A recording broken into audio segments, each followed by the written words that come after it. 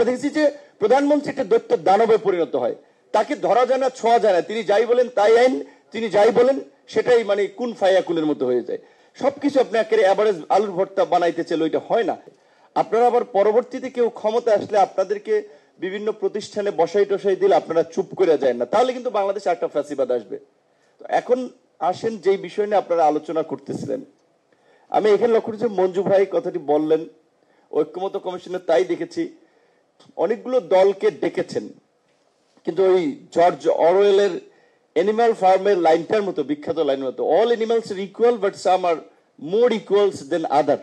তো এখানে ডিসকাশনটা এরকম বেসিস হচ্ছে যে মঞ্জু ভাইটা একটু ওপেনই করে দিলেন যে তিনটা দলের সাইড লাইনে। মঞ্জু ভাইকে আমি বলবো কেন তিনটা দলকে সাইড লাইনে? এই তিনটা দলে ইয়েস ববি ভাইয়ের সাথে একমত যে নাম্বারিং করলে BNP K we can give preference, rest of them to তাদের কি কন্ট্রিবিউশন আছে, আমাদের চেয়ে কি কোনো অংশে তাদের চেয়ে আমাদের কম কন্ট্রিবিউশন আছে রাজপথে লড়াই সংগ্রামে?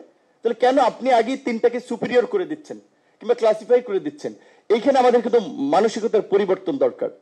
দ্বিতীয় কথা হচ্ছে এই অভ্যুত্থানটা তো কোনো রাজনৈতিক দলের নেতৃত্ব হয় নাই, রাজনৈতিক দলের সংগ্রাম ব্যর্থ হয়েছে, ছাত্র জনতা নাগরিকদের সম্মিলিত প্রচেষ্টায় অভ্যুত্থান হয়েছে। কাজী আজকের যে আমরা যে সংস্কারের কথা বলছি, এই ছাত্র জনতা নাগরিক আমরা যেটা চাবো সেটাই হবে। কোন রাজনৈতিক দলের কাছে তো আমরা সংস্কার ঠিকাদারি দেই নেই, নাকি সরকার টেন্ডার করে দিয়েছে ওটিএম বা ডিপিএম এ যে এই দল করবে, আমরা কিন্তু দেই নেই এবং আমরা দেব না। যে জন্য আমরা বলছি আজকে যে আপনারা বলছেন এইখানে আমরা যদি ইফেক্টিভ আলোচনা করতে যাই, যেমন হ্যাঁ বিশেষ করে কোন দল কিংবা যদি একটা বিশাল জনগোষ্ঠীর প্রতিনিধিত্বকারী কোনো সংগঠন হয়, তাদের ভ্যালিড কোশ্চেন থাকলে সেটাকে অ্যাড্রেস করা যায়। সেই ক্ষেত্রে যদি দ্বিকক্ষ বিশিষ্ট সংসদ কার্যকর হয় এবং আপার হাউসে যদি সংখ্যানুপাতে রাজনৈতিক দলের ভোটের অনুপাতে প্রতিনিধিত্ব নিশ্চিত হয়, সেই ক্ষেত্রে এনসিসি আমি মনে করি এনসিসি না থাকলেও হয়। বাট তার আগে আপনাদের দলগত অবস্থানটা কি? আপার হাউসে কি পিআরই আপনারা চান? 100%, মানে এটা নিয়ে একটু ডিবেট করলাম আমরা। তো যেখানে আমরা বলছি যদি এটা হয় তাহলে এনসিসি না থাকলেও হয়, কারণ এনসিসি কে কেন আমরা আনলাম, যে আমরা দেখেছি যে প্রধানমন্ত্রী একটা দৈত্য দানবে পরিণত হয়, তাকে ধরা যায় না, ছোঁয়া যায় না, তিনি যাই বলেন তাই আইন, তিনি যাই বলেন সেটাই মানে কুন ফায়া কুনের মতো হয়ে যায়। তো সেইখানে ওইটা ব্যালেন্স করার জন্য আমরা এনসিসির কথা বলছি। সেখানে কারা কারা থাকবে সেটি ইতিমধ্যে আলোচনা হয়েছে। সেখানে প্রোটোকলে প্রেসিডেন্টের সেখানে থাকাটা সবকিছু আপনি একেবারে অ্যাভারেজ আলুর ভর্তা বানাইতে চাইলে ওইটা হয় না। চিফ জাস্টিস প্রোটোকল কিংবা ডেকোরামে কোনোভাবে ওইখানে যাওয়া উচিত না। তো সেই জায়গা থেকে যেটা বলছি, যেহেতু আমরা ভারসাম্য পাওয়ারের ব্যালেন্স করার জন্য এনসিসি কিংবা ডাবল চেম্বার বিশিষ্ট পার্লামেন্টের কথা বলছি, যেহেতু আমরা আনুপাতিক হারে এটা করতে চাই, দ্বিকক্ষ বিশিষ্ট সংসদের প্রশ্নে অধিকাংশ দল একমত এবং পিআরের ক্ষেত্রেও 2-3টি দল ব্যতীত তারাও প্রকাশ্যে বলে না যে তারা দ্বিমত, কিন্তু আমার মনে হয় আলোচনার লাইনে আসবে। সেই ক্ষেত্রে এনসিসির প্রশ্নে তাহলে আমরা ছাড় দিতে পারি কিছুটা ক্ষেত্রে, কারণ এনসিসির অনেকগুলো কাজ চাইলে আপার হাউস দিয়ে করা সম্ভব হবে।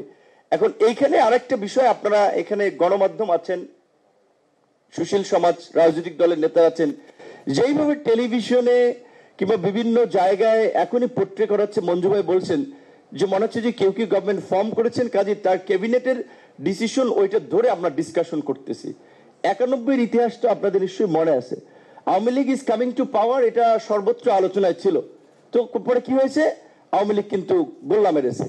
ঠিক আপনার ভোটের রেশিওটা ছিল 30-31%, 2001 সালে ছিল 40 এবং 41%। আপনারা যারা ভাবছেন কোন দল গভর্নমেন্ট ফর্ম করছে, আমি বলবো তারা বোকার স্বর্গে বাস করছেন। ওর বর্তমান জেনারেশন কিংবা ভোটারদের সম্পর্কে আপনাদের সঠিক ধারণা নাই। ভোট হলে দেখবেন কোথায় কি রেভলিউশন হয়। নির্বাচনের আগেও রাজনীতিতে অনেক ধরনের মেরুকরণ হবে। তো সেই জায়গা থেকে আমরা বলছি যে সংস্কারটা, যেটা ডক্টর কামাল হোসেনকে আমরা সম্মানের সাথে আমরা স্মরণ করছি, কিন্তু ডক্টর কামাল হোসেন সম্ভবত একটা সাক্ষাৎকারে বলেছিলেন 72-এ আমরা সে সময় সংবিধান রচনা, আমরা তো শেখ মুজিব আমাদের সামনে, আমাদের বঙ্গবন্ধু, আমাদের নেতা শেখ মুজিবকে দেখে তারা সংবিধান রচনা করেছিলেন। সো এইবারের সংস্কারের প্রশ্নে যেন আমরা কোনো ব্যক্তি, কোনো দলকে সামনে নিয়ে আমরা যেন সংস্কারের ফর্দ নিয়ে আলোচনায় না বসি, দেশ জাতির স্বার্থে যেন আমরা সংস্কারের কথা চিন্তা করি। আমার খুব কষ্ট লাগে যে আমরা সংস্কারটা যদি না করতে পারি, এটা হেলাফেলা না, মাত্র 53 বছরে মাত্র একটা বার গণ অভ্যুত্থান হয়েছে। গণ অভ্যুত্থান আমরা যুগে যুগে 5 বছর পর পর ঘটাতে পারবো না। সুতরাং সেই গণ অভ্যুত্থানের ফলাফল নিয়ে এখন মানুষ উষ্মা প্রকাশ করছে। দেখছেন অনেক ওপেনই বলছে যে এইটা জানলে তো আগে আমি রাস্তায় নামতাম না, তাহলে গুলির সামনে দাঁড়াইতাম না। তো কাজেই যতটুকু হয়েছে এনাফ ইজ এনাফ। এখন অন্তত আমরা কিভাবে সংস্কারটা করে নাগরিক তথা জনগণের চাহিদার আলোকে আমরা একটা নতুন বাংলাদেশের দিকে এগিয়ে যেতে পারি সেইভাবে সবাই চিন্তা করবেন।